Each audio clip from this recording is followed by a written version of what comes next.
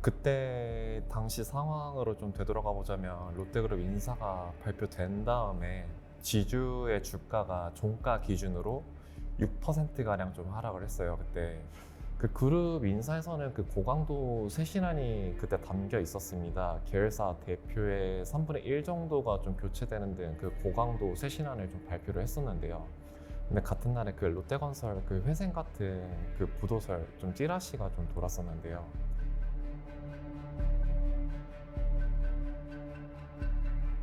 과거에는 유통시장이 커지고 있기 때문에 누가 빨리 매장을 빨리 줘야지. 그래야 바행퍼가 늘어날 거야. 그래서 선두가 될 거야라고 해서 점포를 계속 많이 늘린 거예요. 근데 이제 그게 뭐가 됐어요? 독이 됐습니다. 특히 롯데 같은 경우는요. 백화점하고 롯데백화점하고 롯데하이마트 둘 다 지금 사실은 좀 골칫거리예요. 지금 롯데케미칼 같은 경우에는 영업 손실이 나고 있어요. 문제는 내년이거든요. 그 내후년이고요. 근데 이게 개선되리라는 지금 상황이 아니다 보니까 누적해서 힘들어질 수 있는 그런 상황이라고 볼 수 있습니다.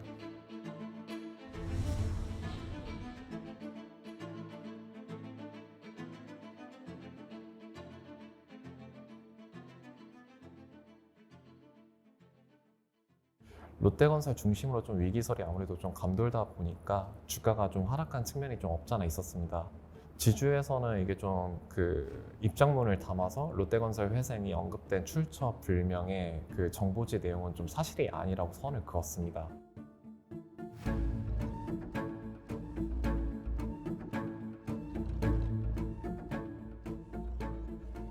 레고랜드 채무 불이행 사태가 금융시장에 큰 혼란을 초래한 데 이어서 건설업계에까지 불똥이 튀면서 줄도산 우려가 커지고 있습니다.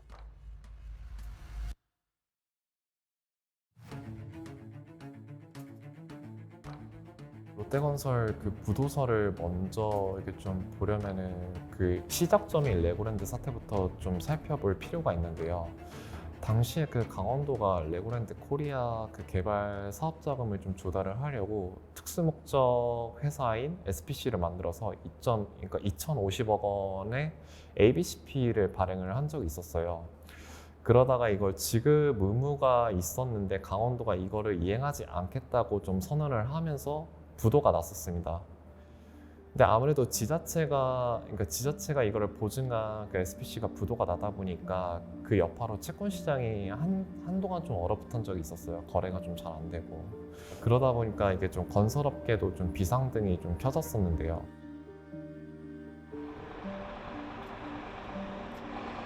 현재 롯데건설은 4조 원 정도의 우발 부채가 있습니다.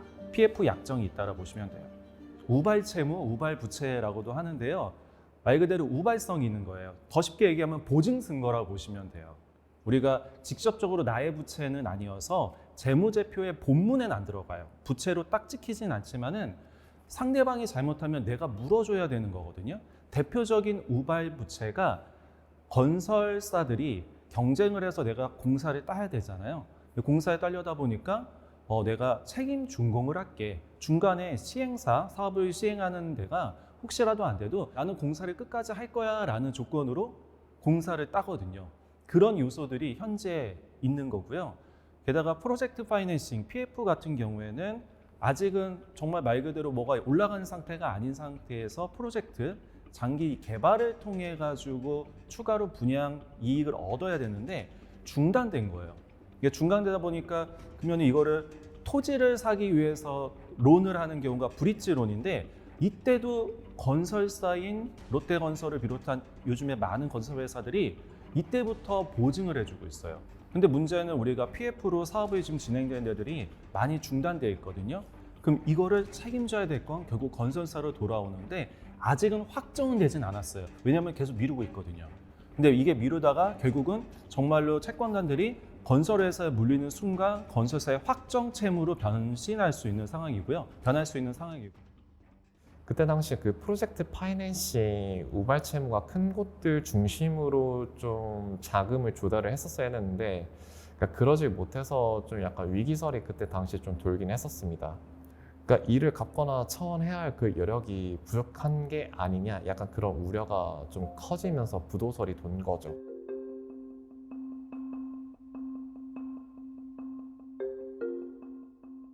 롯데그룹이 지급유예 등에 대한 허위 지라시 작성자와 유포자를 찾아 처벌해달라고 경찰에 수사를 의뢰했습니다. 법조계에 따르면 롯데지주는 최근 이들을 신용훼손 혐의로 처벌해달라고 서울 강남경찰서에 수사를 요청했습니다. 롯데는 지라시가 유포된 이튿날인 지난달 18일 유동성 위기 루머는 사실무근이라고 공시한 바 있습니다. 형법상 허위의 사실을 유포하거나 기타 위계로 신용을 훼손한 경우 5년 이하의 징역 또는 1,500만 원 이하의 벌금에 처합니다. 지난해 11월에도 롯데그룹 대상으로 찌라시 하나가 돈 적이 있었습니다. 그 말씀하신 대로 롯데그룹 차입금 39조에 달하고 또 그 다음에 12월에 모라토리엄, 그 지급 유예를 선언한다고 여기에 그 전체 직원 50% 이상의 그 감원을 추진한다는 그 내용도 담겨 있었습니다.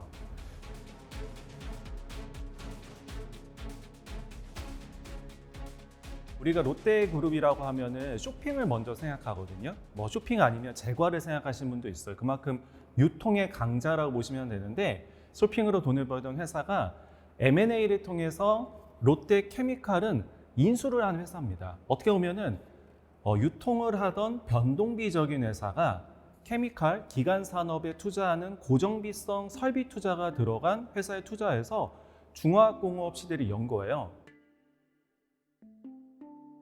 근데 마침 이때가 시기가 잘 맞아서 캐시카우 역할을 한 건 맞습니다. 그러다 보니까 이 돈을 가지고 또 다른 M&A를 하기 시작한 거예요. 근데 지금은 시장 상황이 중국에 많이 뺏기고 여러 가지 경쟁 구도가 되다 보니까 적자를 보고 있거든요. 근데 문제는 유통을 하다 적자를 보면은 뭐 안 사면 돼요. 근데 설비 투자를 해놓은 상태에서 적자를 보다 보니까 이 고정비가 많아가지고 그룹 전반적으로 또 엮인 투자와 연결돼서 힘들어진 그런 상황이라 보시면 되겠고요. 어떻게 보면 성장의 엔진이 좀 멈춰 있는 상황에서 금융 비용은 계속 나가는 좀 심각한 상황이라 볼 수 있습니다. 찌라시에서는 순차입금, 아니 뭐 차입금 그 규모를 좀 강조하긴 했지만 사실 신용평가 등급이 하락을 한 거는 그 그룹의 차입금 준가보다는 롯데케미칼의 그 현금 창출력, 그러니까 실적이라고 봐야죠. 그 실적이 이전보다 좀 크게 떨어진 점이 좀 주요하게 좀 작용을 했었습니다. 국내 신용평가사 3사는 그 지난 6월 말에 롯데지주의 신용등급을 기존 AA-에서 A+로 한 단계 하향을 한 적이 있었습니다. 그 신용평가사인 나이스 신용평가에 따르면은 그 하향 조정의 주된 이유로 롯데케미칼 신용도 하락을 꼽았었습니다. 그룹 실적에서 롯데케미칼의 비중이 아무래도 좀 상당했기 때문이죠. 지난해 말 기준으로 그룹 매출액의 한 30% 정도는 화학 부문 계열사가 차지할 정도로 좀 컸었습니다.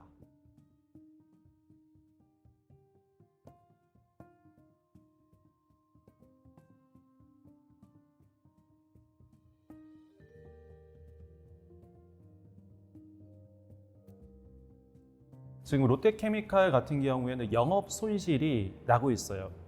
지금 촬영하고 있는 시기에 공시된 최근 자료는 25년도 3분기 자료까지 공시가 돼 있거든요. 영업 손실이 5,096억을 기록하고 있어요. 영업 손실이 5,096억인데 문제는 이자가 그만큼 나가고 있어요. 지금 동분기로 대비해서는 이게 좀 줄었다고는 볼 수 있는데 연속해서 발생하고 문제는 내년이거든요. 그 내후년이고요. 근데 이게 개선되리라는 지금 상황이 아니다 보니까 누적해서 힘들어질 수 있는 그런 상황이라 볼 수 있습니다.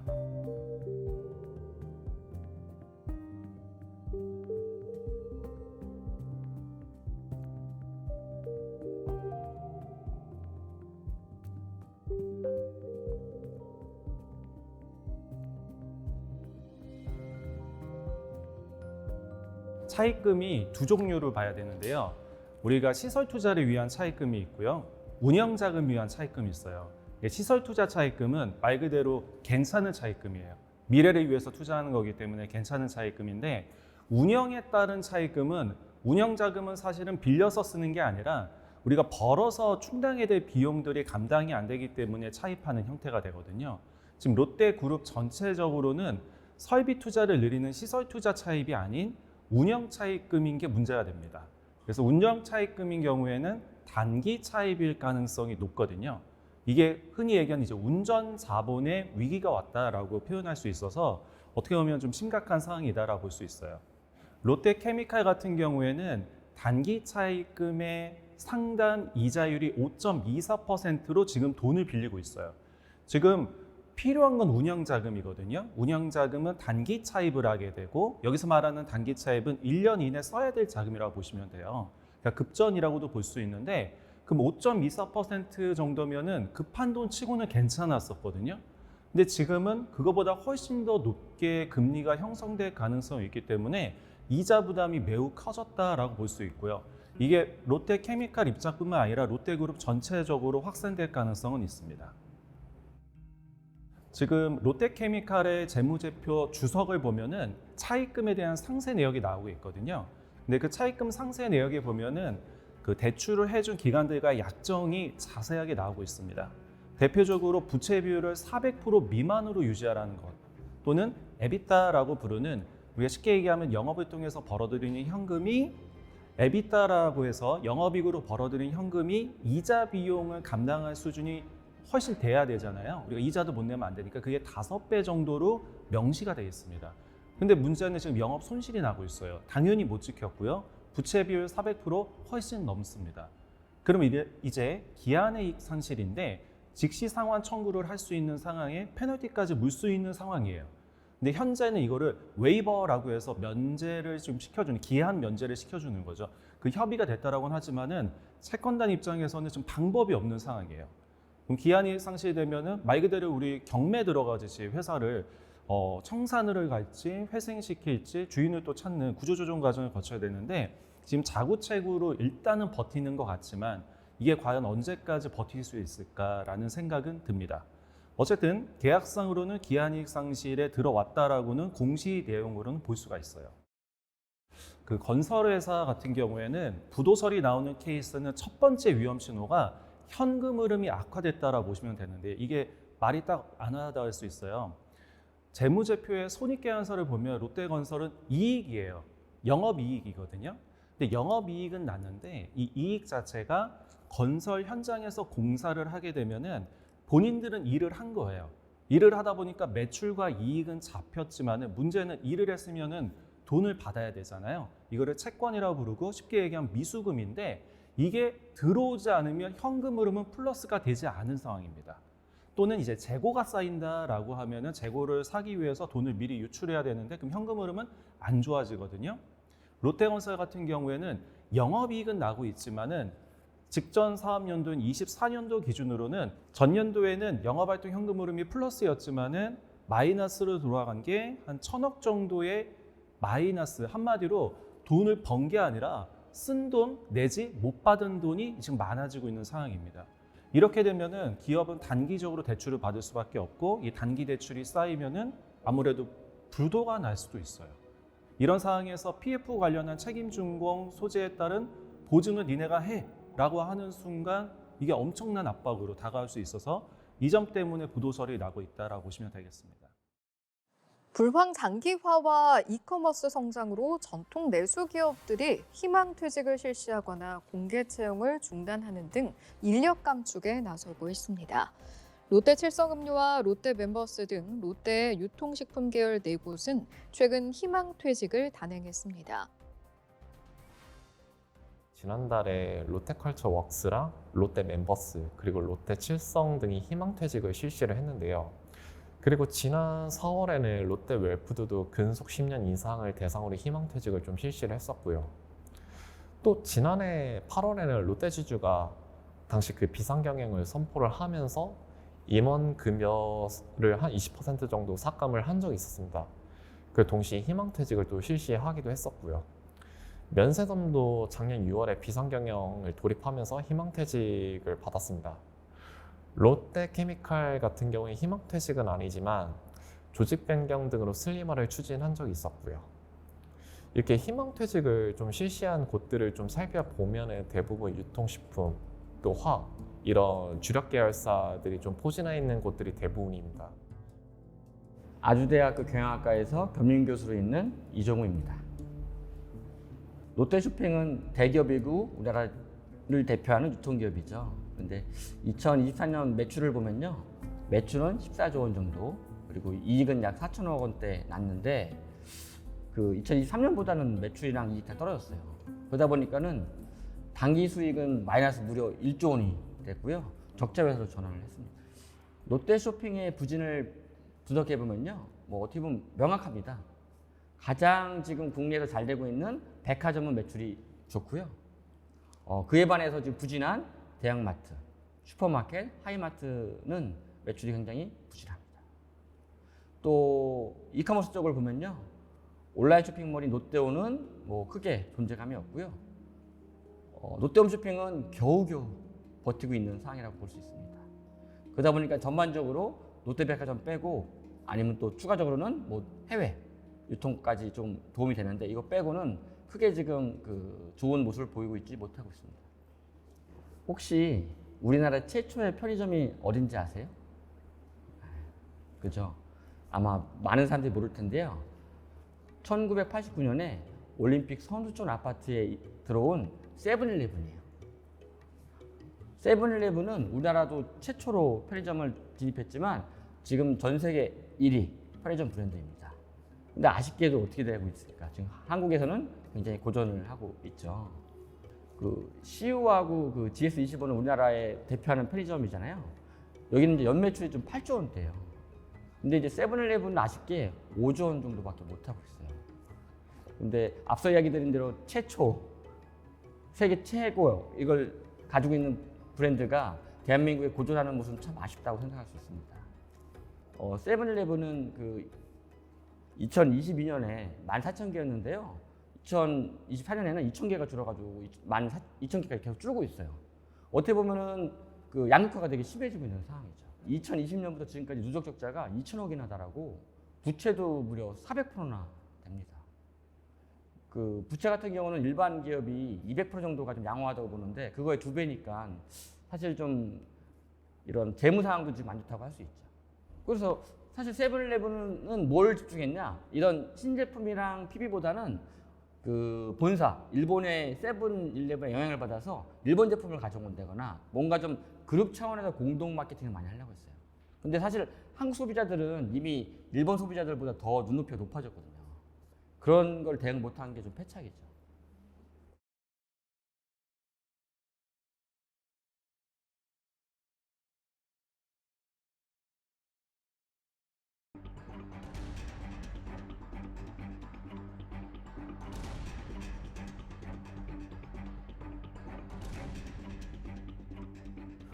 지난해 말에 롯데케미칼 EOD 그러니까 기한이익 상실 이슈를 포함해서 유동성 위기설을 좀 진화하려고 롯데그룹이 좀 해결하고자 하는 의지를 좀 확고하게 보여줬습니다. 그 단적인 예로 잠실 그러니까 롯데월드 타워의 그 담보죠. 그러니까 그룹 랜드마크를 담보로 시중은행의 보증을 받아냈는데요. 단순하게 이거를 본다면 롯데그룹이 해결할 의지가 매우 강하다고 해석할 그 여지가 있지만 또 반대로 그만큼 유동성 위기를 막는데 급급한 게 아니냐 약간 그런 식의 해석도 좀 나오곤 했었습니다. 실제로 그 그룹 심장을 내놨다 약간 그런 표현의 그 기사들도 좀 보도가 된 적이 있었고요. 특히 롯데 같은 경우에는 좀 보유 부동산이 많은 그런 그룹으로 알려져 있습니다. 그런 롯데가 롯데월드 타워를 좀 담보로 내놨다는 점에서 외부에서는 좀 충격적으로 바라본 거죠. 무언가 액션을 좀 취하더라도, 그러니까 좀 자구책을 좀 내놓는다고 해도 약간 좀 이거를 막는데 좀 급급한 게 아니냐, 약간 좀 그렇게 보이다 보니까 자산을 매각하려고 할 때도 좀 불리하게 작용할 수 있겠다. 그런 해석도 좀 나오곤 했었습니다, 당시에.